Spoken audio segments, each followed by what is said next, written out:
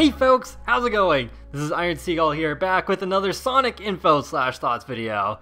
So, being quite overwhelmed with Sims news this week, but I did not forget about the Sonic news that's also come out of Gamescom, specifically about Sonic Forces.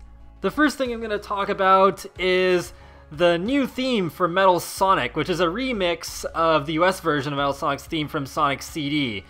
I think it sounds awesome. I've been listening to it a lot over the past few days, and I find there's some interesting things to point out in these pictures that are put with the background of this video. One thing you may notice about Metal Sonic when you look at him more closely is that there's little glitchy marks around him, and those are actually the same effects that float around Infinite. When you're watching like the reveal trailer, you can see those. So that could have a lot of significance to the plot, as the Metal Sonic you're supposed to fight may not be the real Metal Sonic at all. Maybe it is Metal Sonic being controlled by Infinite, and it is the real one in the end, or it could actually be a clone created by Infinite himself. So I think that could go either way, and I think the same will apply to Chaos and Zavik. Not sure about Shadow though, that could be a wild card, but yeah, I think at least Metal Sonic, Chaos, and Zavik may be clones, not the real thing, and that would actually help explain as to why Zavik is the only one out of the Deadly Six present, at least from what we know so far, because Infinite only bothered to clone Zavik instead of like the whole Deadly Six. That would make sense to me, because Zavik is the leader. And looking at the tunnel part here, this reminds me a lot of Silver's boss battle in Sonic Generations, where you're just running in 3D along a highway and then you get to hit him at certain points, so I wouldn't be too surprised if this Metal Sonic boss fight is very similar to that. If you look very, very closely at the bottom right here, you can see that's actually modern Sonic running after Metal Sonic, so that just adds more to my theory that, yeah, this is going to be modern Sonic fighting Metal Sonic, and it will be at least somewhat similar to how the Silver boss fight worked. I think there's a lot of potential for a really fun boss fight here, and as we go to these last couple of parts here, you can see Metal Sonic powering up to do some very damaging looking attacks here, and that's not something Metal Sonic can normally do on his own. So yeah, that makes me think even more that this is a clone created by Infinite that's actually more powerful than the original.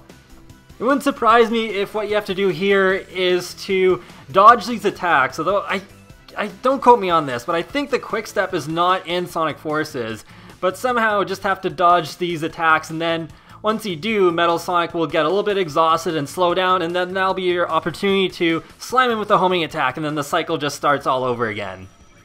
But that wasn't the only thing revealed on Sonic's YouTube channel.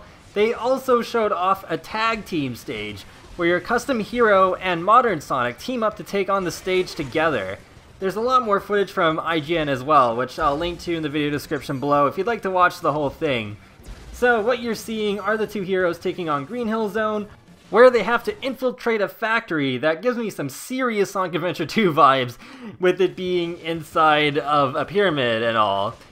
And what's interesting is that just before they go inside the pyramid, they kinda almost do a literal fist bump, and they do a double boost while the fist bump theme plays in the background. It's a very fast and powerful looking move. It looks like it's at least as fast as Unleashed's boost, if not faster. And then after that part is done, they do a free-falling segment, which I believe is the first time we're seeing that in Sonic Forces. I was really hoping those would come back. I don't know, I don't really ever see a lot of talk in the Sonic fanbase about free-falling segments, but I really enjoy them. It really just feels like one of those things where it helps me feel like as if, yes, I am being Sonic in the moment. It just feels like a very Sonic thing, where it's like, wow, how hasn't this been in the series all along before Unleashed? What's also interesting is that this stage is fully 3D. There's not a second of 2D here.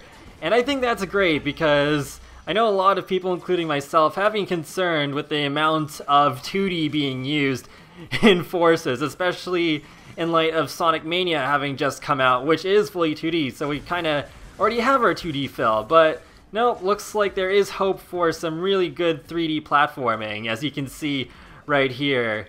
And with the Lightning Wispin, I find it kind of odd how it controls with the whip attack. As you can see here, you just go like all over the place, like with Knuckles' "Shuh" move in Sonic Heroes, except maybe even worse than that. At least the custom hero doesn't sound like they're saying a swear word while doing it though. I also find it really interesting that the Light Wispin gives the custom hero the ability to do the Light Dash, so you can do that with your custom hero and then Sonic grabs on for dear life as you do it. I do find what I initially thought was a grinding animation a little awkward though. It makes sense to me what's going on after watching it a few more times, especially after seeing the places they're actually doing this are not on rails, it's just on tighter turns. So it seems like the custom hero doesn't have the ability to drift, so Sonic is holding their hand as he drifts with one shoe, and the custom hero grapples to a nearby wall to keep him or herself steady. Still looks a bit odd and stiff to me though. I'm not sure if that will be improved at all because this is probably a very near final build of the game, since the game is being released on November 7th in the US and November 9th in Japan, so wow, the same week as Sims 4 Cats and Dogs. And in this footage we also get to see the Cube Wisp as a Wispin, and works pretty similarly to how it did in Sonic Colors, where it's actually being formatted to work a bit like a hammer now, where you slam the ground once and then the enemies nearby turn to blue cubes, and then when you slam the ground again, then they all get destroyed. It definitely looks overpowered to me, but I guess we'll see once we have the full game, because this is probably the first tag team stage in the whole game, so it'll probably get a lot tougher towards the end. One last thing to talk about is that there has been some concept art released. I believe this is from some kind of bonus that you get for pre-ordering the game from a Japanese website, but I'll zoom in on the bottom two images here as those we haven't seen before. So the picture on the right hand side is quite intriguing. What I'm getting out of this is that Infinite is the character in the middle, and he's in some sort of matrix. This is probably something to do with the dimension that he's from and the source of his power. So it looks like he might just be powering up to do something. I wonder if this is maybe like a cutscene showing his origin story, or if it's even something from very close to the end of the game, where it's like right before the final boss battle, or something along those lines. The image on the left-hand side I think is more self-explanatory. This definitely looks like a base for the Resistance, and you can see Silver, Amy, Charmy, and Espio all standing around. So they all form members of the Resistance, and yeah, that's pretty much it, I guess. And that's probably where Amy and Silver are when you hear them over the comm link in some of the footage that we've already seen. This does make me wonder where some of the other Sonic characters are though, because we haven't seen Blaze, Rouge, or Cream anywhere. So, are they part of the Resistance? Maybe. Maybe they just haven't shown off a part of the game that they're relevant to yet, because I think it would be odd to at least leave Rouge and Cream out. Maybe Blaze is not in the game at all, because there's like the whole her being from another dimension thing.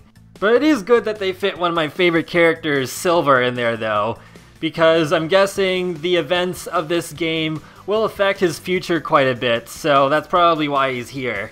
Also, hopefully if Big's not fighting alongside the Resistance, that there's some funny cameos in the game, Sonic Adventure 2 style.